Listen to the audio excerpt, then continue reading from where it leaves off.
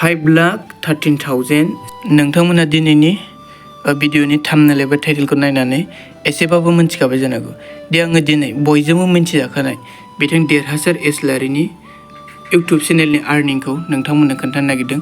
बिथाङा मान्थलि बेसेबां खामायो नोंथांमोना बे भिडिअनि गेजेरजोंनो रोखा जागोन दे। थ' आङो दायो ससियेल ब्लेडआव डाइरेक्ट फैखाबाय। थ' नोंथांमोनाबो नायनो गोसोबा ससियेल ब्लेडआव नायनो हागोन दे। दा जोङो बिथांनि चेनेलखौ ससियेल ब्लेड एकाउन्टआव लगइन खालामना लानि आरो मोनसे खोथा नै लोगोफोर बिथाङा बावैसो 1 लाख साबस्क्राइबार कमप्लिट खालामनो हाबाय दे। थ' बिथांनिसिम बेयो मोनसे गेदेर देरहासारनाय। आंनि चेनेलनिफ्रायबो बिथांखौ कंग्रेचुलेसन जासिहरबाय। थ' आसा खालामो बिथाङा जोंनो बेबायदिनो मोजां भिडिअ लाबोबाय थागोन होननानै। थ' जों नायबा नुनो मोनोदि माने बिथांनि इउटुब चेनेलनि भिउसआ गोबां खारो आरो दे। थ' बिथांमोनानो बर'नि सासे मोजां इउटुबार। बिथांनि चेनेलखौ आं दा ससियेल ब्लेड एकाउन्टआव लगइन खालामसै। थ' दायो बिथांनि चेनेलखौ आं लगइन खालामबाय। थ' नोंथांमोना नायनो हागोन नै बिथांनि साबस्क्राइबार टटेल भिउस आरो टटेल भिडिअ आरो माब्ला क्रिएट खालामदों बेखौ नोंथांमोना नुनो मोनगोन दे। थ' बिथांनि आर्निंखौ नायनो थाखाय एसे जोङो स्क्रल डाउन खालामनांगोन। थ' नोंथांमोना नायदो नै बिथांनि SP rank, subscriber rank, views rank आरो इनार रेंक। थ' नोंथांमोना बेखौ नायबानो मिथिखागोन। थ' जोंहाथ' बेखौ नांलायलाया जोंहाथ' आर्निंखौसो नायनो नागिरदों नालाय। थ' नोंथांमोना अब्लानो नायदो। थ' लोगोफोर नै गिबिसिनथारावनो बिथाङा लास्ट 30 डेजआव बेसेबां साबस्क्राइबार कमप्लिट खालामनो हादों 17K साबस्क्राइबार कमप्लिट खालामनो हादों दे। आरो 2.5 मिलियन भिउस माने बिथाङा लास्ट 30 डेजआव मोननो हादों। बिथांनि बोसोराव आर्निं खालामनायखौ नायनो थाङोब्ला माने आंथ' नोंसिनो खोन्थाखायो नालाय माने जाय ल' देखायदों बिनिफ्राय डाबल जायो होननानै। थ' नोंथांमोना नायनाय बे 2.9 इयारलि बिथाङा बेसे खामायोब्ला मिनिमाम 3,000 खौनो हमनानै ला आरो 46K इयारलि माने बारायावनो दे। माने बेसेखौ मोनहैद्रायनाय दै लोगोफोर नोंथांमोना इउटुब चेनेल दंबा मिथिखागोन। थ' बिनि डाबल जानो नागिरो माने बिथाङा मान्थलि $6,000 आर्निं खालामो दे इयारलि। थ' आं नोंथांमोननो बेखौबो दा खोन्थानानै हरखागोन माने 6,000 बा बेसेबां जायो जोंनि इन्डियानि मानियाव। आरो मान्थलि नायनो थाङोब्ला नै लोगोफोर नोंथांमोना नायनाय माने गामाखालि मासाव माने एसे खमबो जानो हागौ दे।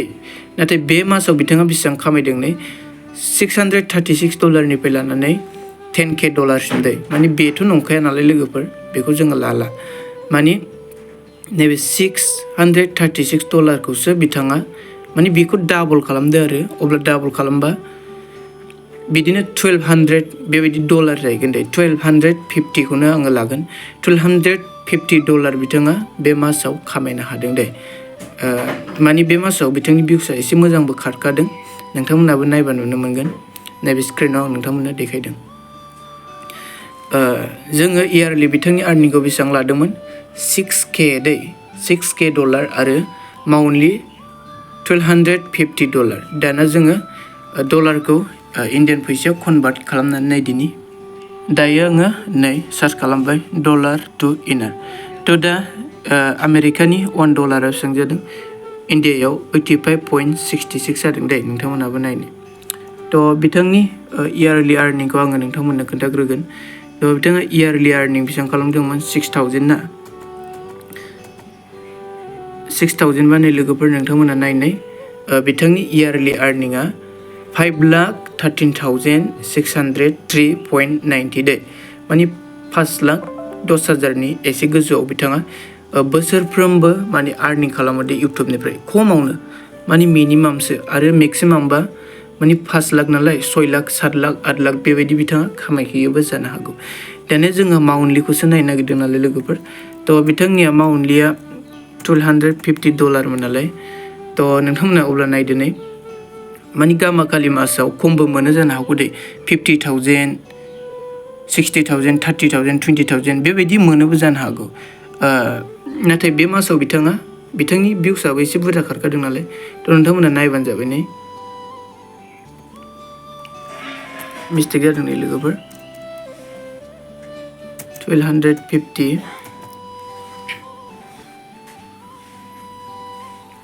अब्ला नायदो नै लोगोफोर 1,07,000.81 बिथाङा बे मासाव आर्निं खालामदों दे मानिफ्राय इउटुबनिफ्राय आरो प्लास एडभार्टाइज होयोब्ला बिथांमोना गोबां खामायनो हायो मोनसे एडभार्टाइजआवनो 10,000 15,000 बेबायदि बिथांमोना मोनो आरो माने कम्पानिया बिथांमोननो होयो जेसेबांनो इउटुबनिफ्राय आर्निं जायो एसेबांनो एडभार्टाइजनिफ्राय फैसाखौ बांसिन मोनो दे बिथाङा बे मासाव इउटुबनिफ्राय भिडिअ खालामनानै 1,07,000 आर्निं खालामबाय दे